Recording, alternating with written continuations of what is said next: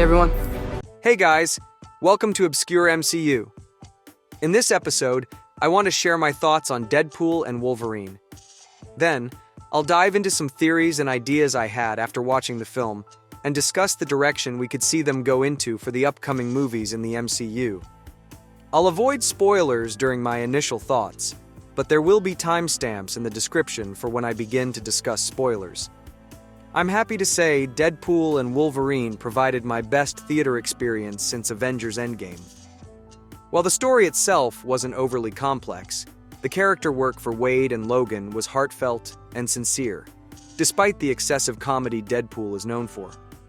It was a nice continuation of Deadpool's journey, as the first two movies focused on his origin and his reluctant path to become a hero. In this film, we see that despite his skills and past victories, Wade's lack of direction and purpose derailed his life and jeopardized his relationships. Logan, on the other hand, had to come to terms with his past and rediscover what it means to be a hero. And with Wade's universe at risk due to the intervention of the TVA, he and Logan cross paths, setting them on a quest to save Deadpool's world. It's no secret that the MCU hasn't consistently hit the mark since the Infinity Saga. That's the main reason I started this channel, to keep my love for the franchise alive after seeing Multiverse of Madness, Thor: Love and Thunder, and Quantumania. But I'm happy to say that this movie has rejuvenated my appreciation for the MCU and made me more excited for the future than ever before. The fact that this movie was R-rated also helped by allowing for all-out action scenes and comedy. Deadpool is famously known for breaking the fourth wall, and having him take part in a multiverse setting provided some cameos I never thought possible, which was the cherry on top of this already great movie experience. Overall, this movie was a great reminder of why the MCU is so special. It wasn't afraid to give fans what they wanted to see, and delivered an unforgettable theater experience with a heartfelt story and character journey. And for those curious, I'd personally place it among these as the best post-Infinity Saga movies. If you can, I highly recommend checking it out while it's in theaters, and I can't wait to see it again. Now, this is a spoiler warning for those who haven't seen the movie yet. I'll be getting into some additional thoughts and theories I had after watching the movie. Feel free to come back and check this out after you do, so you can contribute to the discussion in the comments. Let's fucking go! Let's fucking go.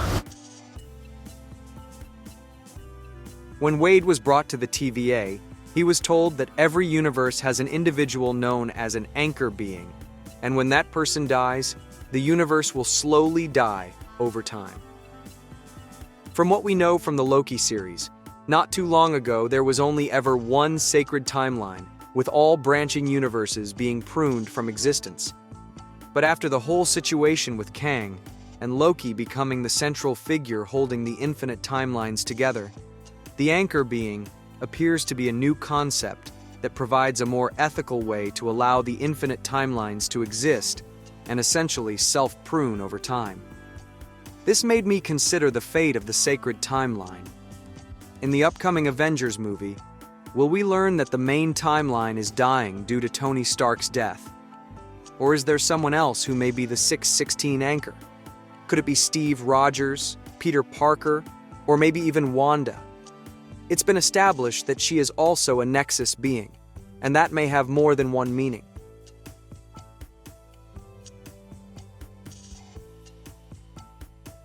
Something else to consider is the possibility of Deadpool's world, also known as Earth 1005, falling victim to an incursion.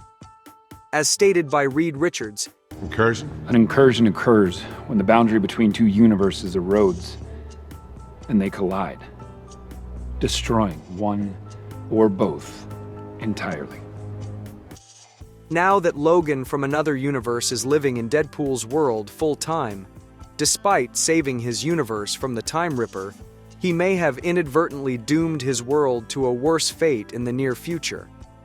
Interestingly, this was even hinted at in the post-credit scene of The Marvels, when Monica was left stranded in an alternate universe that had X-Men. I believe we will see the outcome of these potential incursions in the upcoming Avengers movies. We'll see how it all plays out, and I'm sure this is the reason why Paradox brought Wade to the TVA initially, as it was foreseen that he will be a key figure in the upcoming battle, teased when we saw Thor crying over his dying body on the TVA's monitor. Now, onto the cameos. For me, one of the most exciting moments was seeing the returning legacy characters. It was nice to see that these universes, which all ended abruptly without an official end, get some closure. And we finally got to see what Channing Tatum would have looked like as Gambit. Another key highlight was Chris Evans reprising his role as Johnny Storm, which gave me hope that we may see Cap again someday. A few other things I wanted to mention were how awesome it was seeing all those various Wolverine variants. I think Henry Cavill would make for a great Logan, and I hope to see him again, even if it's just another cameo. And the final fight sequence against the Legion of Deadpool variants was incredible. Let me know if you'd be interested in individual videos on all the unique variants of both Deadpool and Wolverine once the movie is out on digital. I'll definitely be making one on Nicepool regardless, because that suit was just awesome. And just a few other cool details I noticed.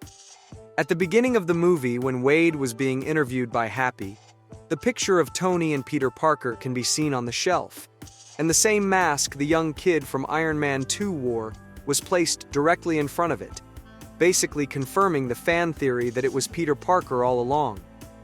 Also, the idea of Punisher, Quicksilver, and Daredevil all getting killed by Cassandra made me curious about which versions of these characters faced her. I'd like to think it was the original Punisher from the 2004 movie, a variant of the main MCU Quicksilver that was pruned after surviving the Battle of Sokovia. And based on Elektra's reaction, it pretty much confirmed that it was Ben Affleck's Daredevil that was killed off. Those are just a few key details I noticed, but what were some things you found interesting in the movie? And who do you think Earth 616 anchor being is? Let's discuss in the comments, and please like and subscribe for more videos coming soon. Thanks for watching. Some motherfuckers are always trying to ice skate uphill.